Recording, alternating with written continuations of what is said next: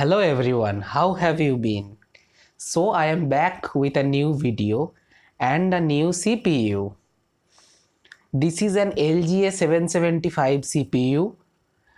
It is an Intel QX6850 processor. It was launched way back in 2007 when it was a gamer and enthusiast processor. It cost $1,000 back then and it was a king in its own right.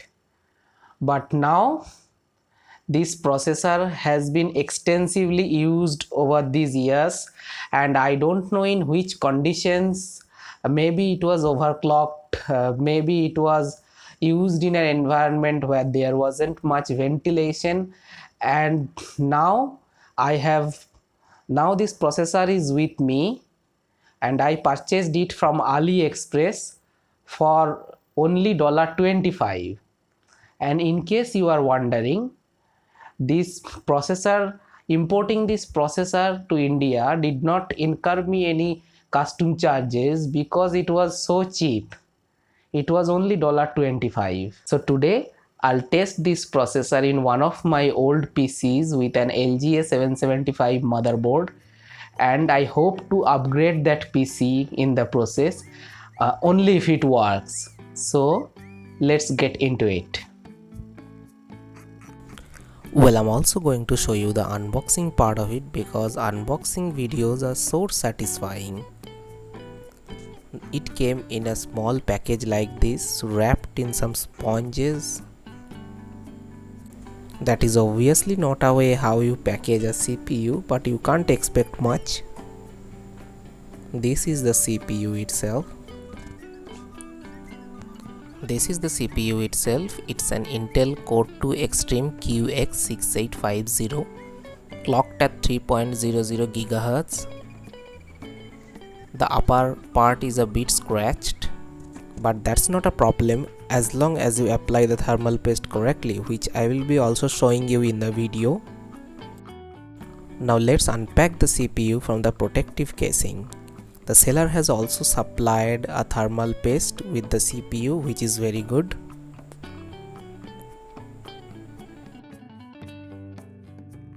The contact points seem very clean, but there is a little scratch on the right hand side. I don't think that is going to create much of a problem, if any.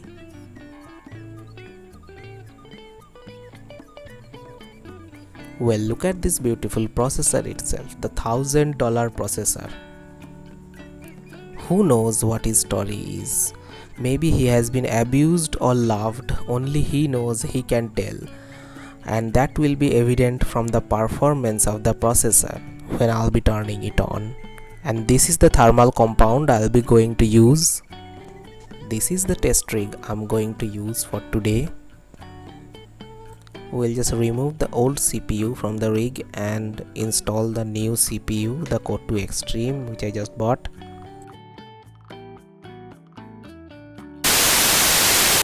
Oops, that's the wrong channel, mate. Sorry about that.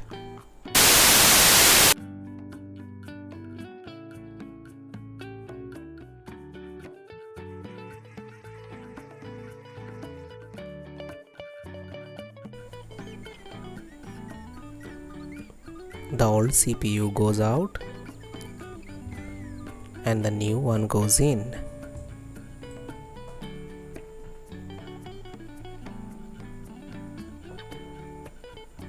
Hold on, I'll just clean up the board a bit.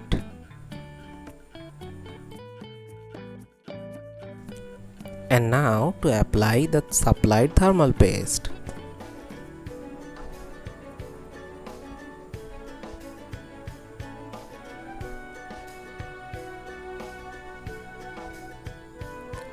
Well, I can't tell you if this is the best method of applying thermal paste, but I have been doing this for the last 20 years and I have never run into any problems related to this.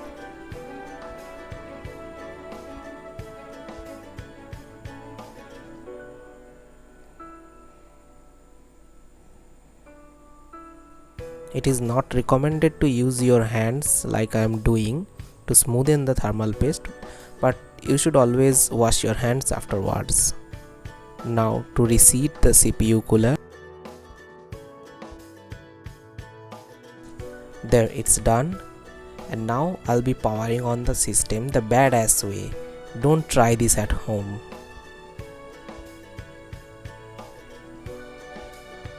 Well, what do you know? The system boots up and that CPU, my friend, has passed the first test.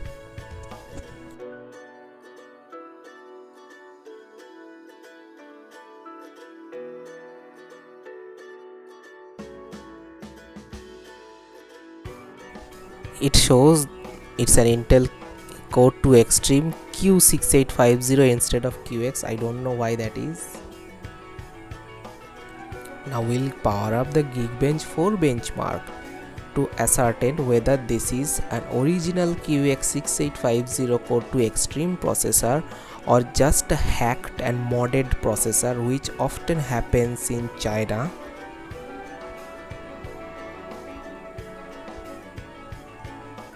We'll just wait for the test to complete.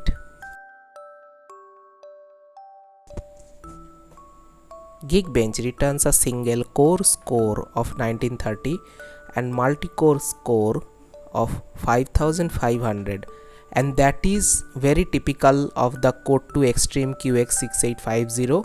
So it is a genuine QX6850 processor and not a modded or hacked one. So mission success, and the processor is alright. To go into the details of the processor, this is what CPU Z reports, and the idle temperatures are quite high. I think it's because of the stock cooler, the aluminium heatsink that won't work. I think we need a cooler with 2 or 3 heat pipes at the very least. This is a high TDP processor. It has 130 watts TDP, so it definitely needs a better cooler. And just to be sure, we'll replace the thermal paste with the Arctic Silver 5 thermal paste, which is a high performance thermal compound, and let's see if it makes any difference. Now we will reset the cooler and power on the PC again, and again the badass way of turning it on.